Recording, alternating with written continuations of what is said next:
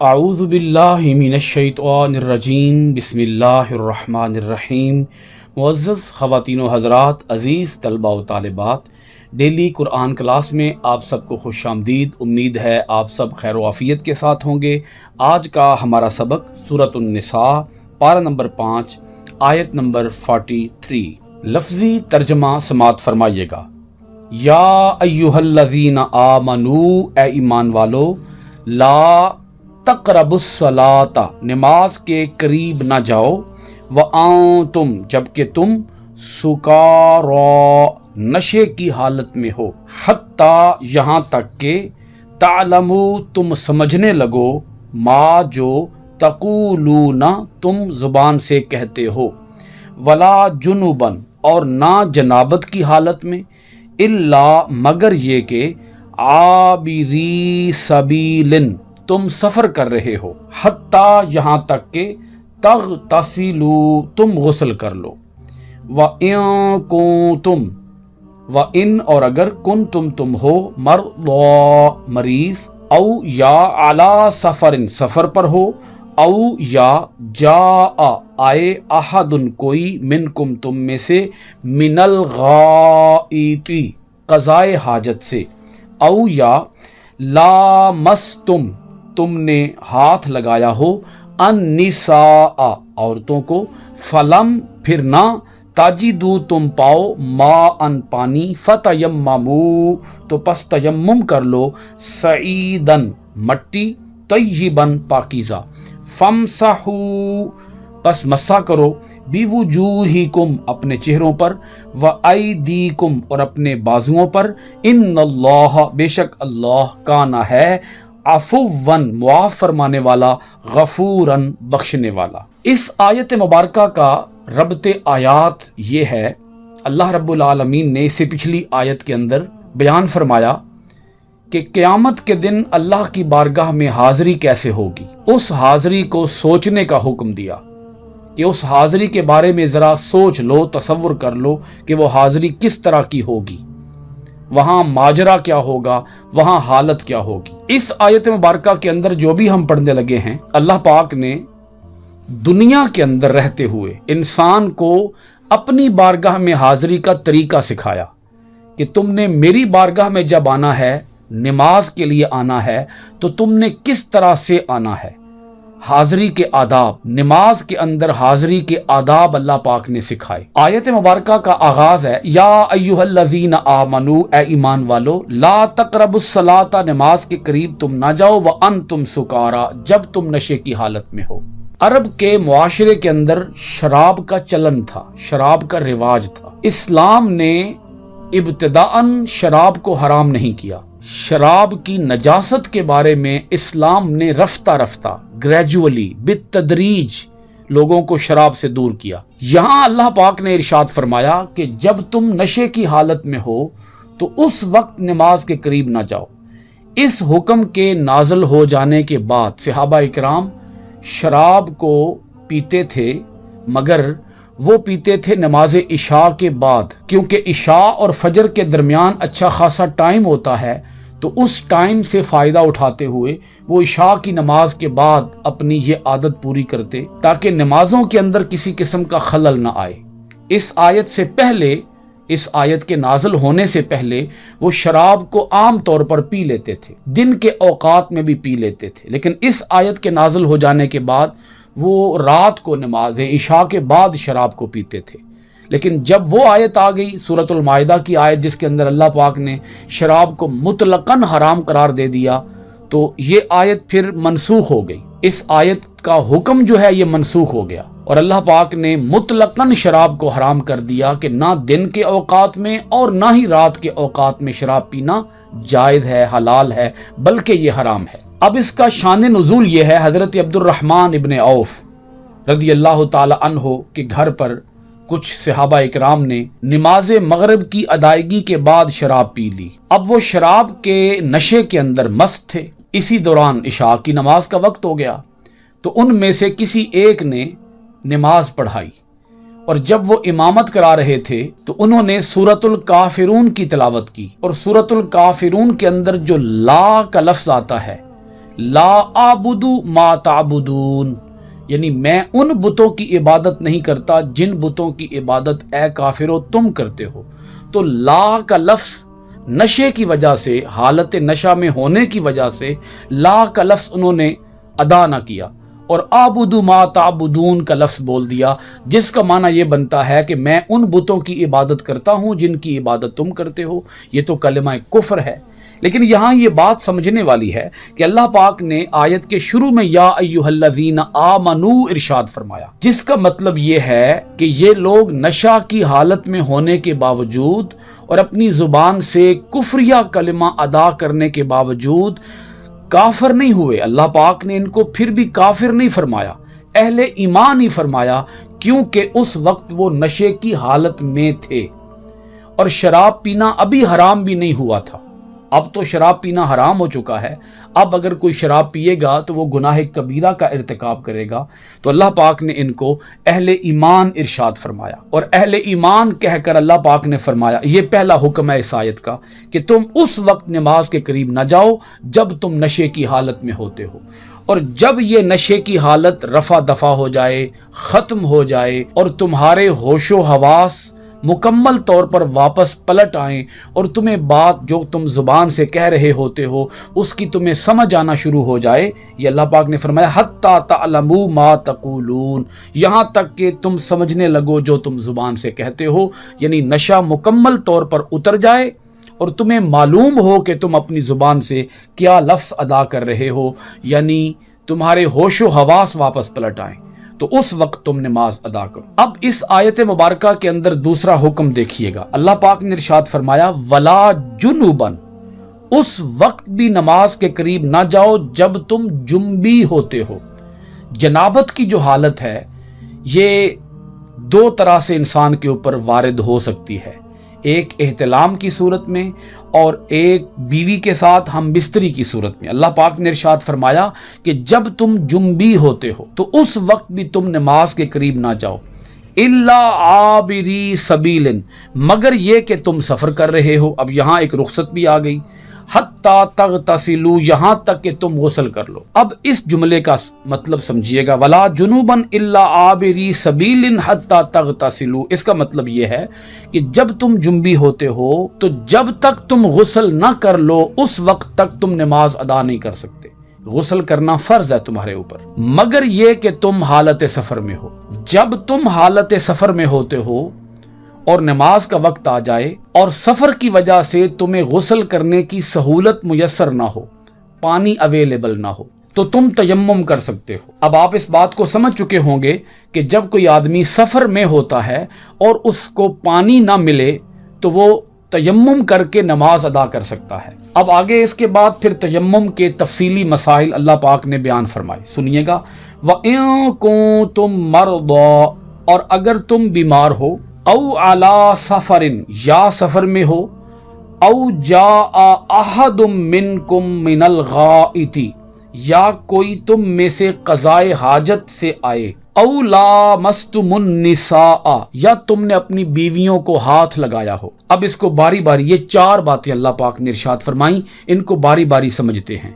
पहली जो दो बातें हैं, व इन कुंतुम मरदा औ अला सफरिन, इन दोनों बातों से मुराद ये है कि ये दो सूरतें हैं जिन सूरतों में आदमी तयम्मुम कर सकता है। इस सूरत में भी वो तयम्मुम कर सकता है कि वो बीमार है, और अगर वो वुजू करेगा तो वुजू का पानी जिस्म के साथ लगने की वजह से बीमारी के बढ़ जाने का अंदेशा हो। यहाँ ये बात बखूबी समझ लीजिए कि हर सफर में तयम्मुम की इजाजत नहीं है। यानी ये नहीं है कि आदमी मुसाफिर है तो वो कहे चूंकि मैं मुसाफिर हूं तो मैं तयम्मुम कर लूं, ऐसा नहीं है। ये उस सूरत में है कि वो किसी सफर में हो और उसे पानी ना मिले, सफर में हो और उसे पानी ना मिले, उस पर गुस्ल फर्ज हो गया है या उस पर वुजू फर्ज हो गया है, दोनों हालतों में वो तयम्मुम कर सकता है। यानी उसे गुस्ल की जरूरत पेश आ गई है सफर के दौरान और वो गुस्ल नहीं कर सकता पानी ना होने की वजह से, तो वो तयम्मुम कर सकता है। इसी तरह उसे सफर के दौरान वुजू की जरूरत पेश आ गई है और उसे पानी नहीं मिल रहा तो वो तयम्मुम कर सकता है। जैसे मैंने ये अर्ज किया कि हर किस्म के सफर में तयम्मुम की इजाजत नहीं है, इसी तरह हर किस्म के मर्ज में तयम्मुम की इजाज़त नहीं है। तयम्मुम की इजाज़त सिर्फ उस मर्ज में है कि जिस मर्ज के अंदर मर्ज के बढ़ जाने का खतरा है, या मरीज खुद वुजू करने की कुदरत नहीं रखता, वुजू करने की ताकत नहीं रखता, तो वो तयम्मुम कर सकता है। और इसके लिए भी वही दोनों सूरतें हैं, यानी गुस्ल की सूरत में भी वो तयम्मुम कर सकता है, यानी उसका जिस्म नापाक हो गया और उसके ऊपर गुस्ल फर्ज हो गया, जनाबत की हालत उस पर तारी हो गई। जनाबत की हालत, वो जनाबत की हालत क्या है कि जिस हालत में गुस्ल फर्ज हो जाता है, तो जिस पर गुस्ल फर्ज हो जाए वो भी तयम्मुम कर सकता है, और जिस पर वुजू फर्ज हो जाए वो भी तयम्मुम कर सकता है। अब देखिएगा, अल्लाह पाक ने यही बात वाज़े फरमा दी आयत के इस हिस्से के अंदर, औ जाआ अहदुम मिनकुम मिनल गाइती, या तुम में से कोई शख्स आए कज़ाए हाजत से। गाइत का माना यहां बन रहा है कज़ाए हाजत। आप इसको यूं समझ लें, एक है हद से अकबर और एक है हद से असगर।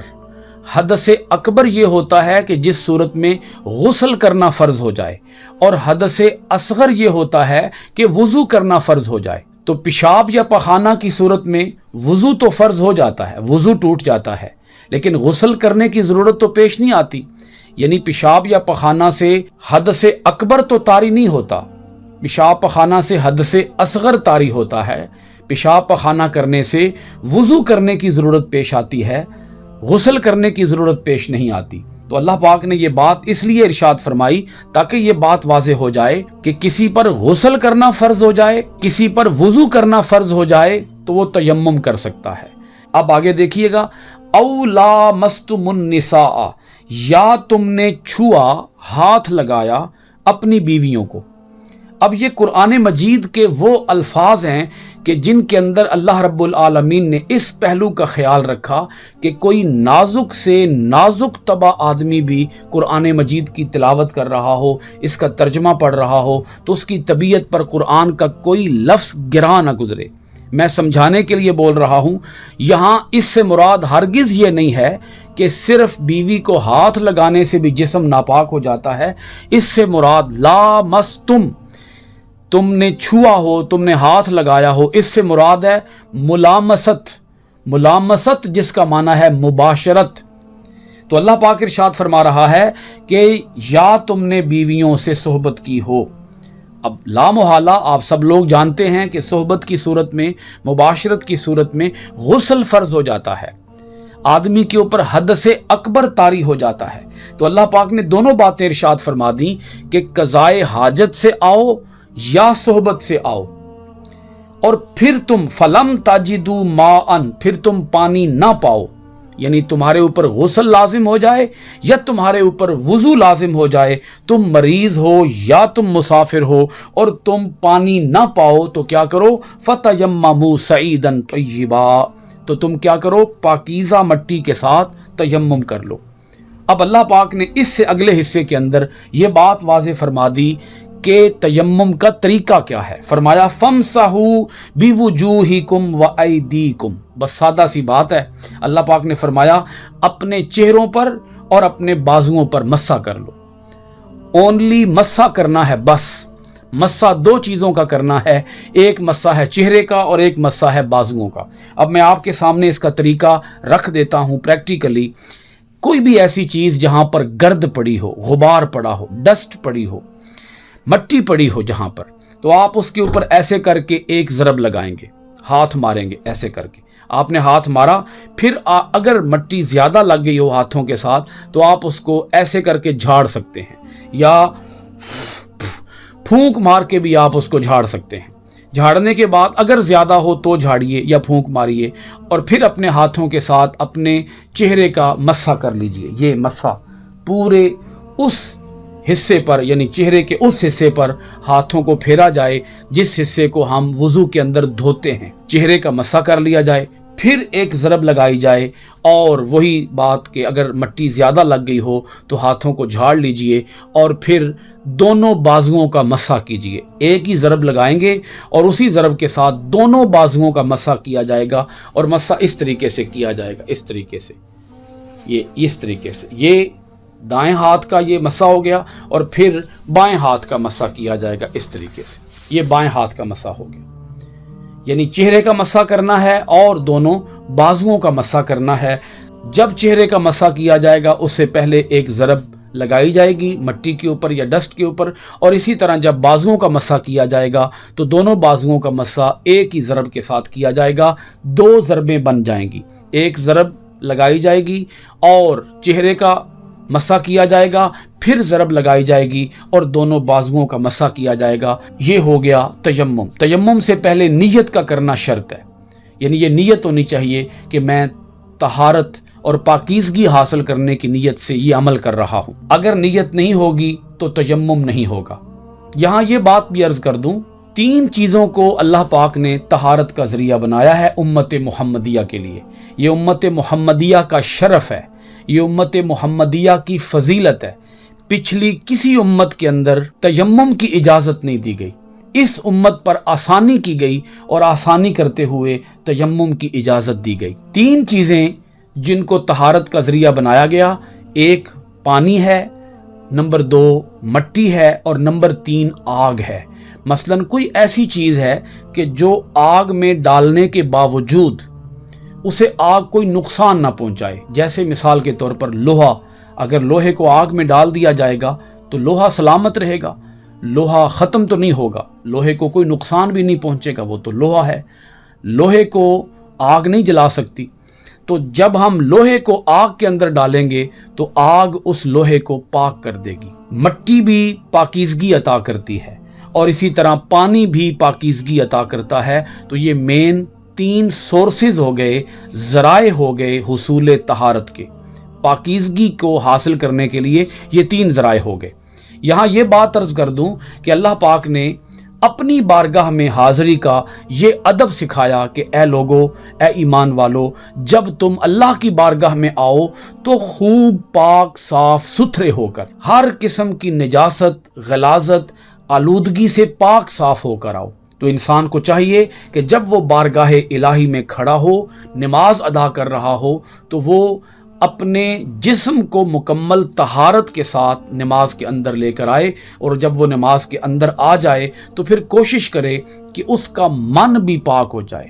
اس کا تن تو پاک ہو گیا غسل کے ساتھ یا وضو کے ساتھ، تو وہ نماز کے ذریعے اپنے من کو پاک کرے۔ یہ پاکیزگی ہی اسلام کا ترائے امتیاز ہے۔ اگر غسل، وضو، نمازوں کے باوجود بھی ہم جسمانی طور پر یا روحانی طور پر گندے ہی رہیں، میلے ہی رہیں، تو پھر ان نمازوں کا بھی کوئی فائدہ نہیں ہے۔ نماز کا اصل جو مقصود ہے وہ ہے طہارت قلبی، طہارت باطنی۔ اللہ پاک ارشاد فرماتا ہے کہ نماز نہ چھوڑو۔ یہاں سے نماز کی اہمیت بھی واضح ہو گئی کہ اگر پانی بھی میسر نہ آئے تو اللہ پاک نے پھر بھی نماز چھوڑنے کی اجازت نہیں دی، بلکہ الٹرنیٹ حل بتا دیا کہ نماز نہ چھوڑنا۔ وہ طہارت جو تم پانی کے ساتھ حاصل کرتے ہو، وہ طہارت تم مٹی کے ساتھ حاصل کر لو، اور اپنے چہرے پر مٹی پھیر لو، اور اپنے بازوؤں پر مٹی پھیر لو، اور اپنے آپ کو یہ سکون پہنچا لو کہ تم پاک ہو گئے ہو، تم صاف ہو گئے ہو۔ وضو کی صورت میں بھی تیمم کی اجازت دی اور غسل کی صورت میں بھی تیمم کی اجازت دی۔ آگے اللہ پاک نے ارشاد فرمایا، ان اللہ کان عفوا غفورا، بے شک اللہ تعالیٰ بہت معاف فرمانے والا، بہت بخشنے والا ہے۔ احکام اللہ تعالیٰ کے اگرچہ سخت ہیں، یعنی حکم یہ ہے کہ نماز نہ چھوڑنا، حکم یہ ہے۔ پانی ملتا ہے وضو کرو، نہیں ملتا تیمم کرو، نماز نہ چھوڑنا۔ اللہ پاک نے تمہارے ساتھ نرمی کا معاملہ فرمایا ہے، نماز کے اندر اللہ پاک نے نرمی نہیں دی، نماز کے اندر گنجائش نہیں دی، مسافر کو بھی اور مریض کو بھی نماز کی گنجائش نہیں دی، روزے کی گنجائش دے دی اللہ پاک نے۔ اللہ پاک نے ارشاد فرمایا کہ اگر تم مریض ہو یا مسافر ہو تو فعدۃ من ایام اخر، تو ماہ رمضان کے بعد گنتی کے دن، گنتی کے روزے پورے کر لو، 2 چھوٹے ہیں 2 رکھ لو، 3 چھوٹے ہیں 3 رکھ لو۔ مرض کی وجہ سے یا سفر کی وجہ سے وہاں رخصت دے دی ہے، نماز کے اندر اللہ پاک نے رخصت نہیں دی، فرمایا جیسے بھی ہے ایسے پڑھنا ہے۔ اللہ تعالیٰ بخشنے والا ہے، معاف فرمانے والا ہے، لیکن اسے ہی بخشنے والا اور معاف فرمانے والا ہے جو اللہ تعالیٰ کے اس حکم کی تعمیل کرتا ہے اور نماز کی ادائیگی کے اندر کبھی بھی سستی اور غفلت سے کام نہیں لیتا۔ اللہ تعالیٰ ہمیں اپنے احکام کو صحیح طور پر سمجھنے، پڑھنے، غور و خوض کرنے، آیات مبارکہ پر عمل پیرا ہونے اور قرآن کے آفاقی پیغام کو دنیا بھر میں عام کرنے کی توفیقات خیر عطا فرمائے۔ آج کی کلاس سورۃ النساء آیت نمبر 43 کے ساتھ ختم ہوئی۔ انشاءاللہ العزیز آئندہ ڈیلی قرآن کلاس میں سورۃ النساء آیت نمبر 44 کے ساتھ آپ کی خدمت میں حاضر ہوں گے۔ آپ سب حضرات کا بہت شکریہ۔ السلام علیکم ورحمۃ اللہ وبرکاتہ۔ صلى الله عليه وسلم سيدنا كريم صلى الله عليه وسلم سيدنا كريم صلى الله عليه وسلم سيدنا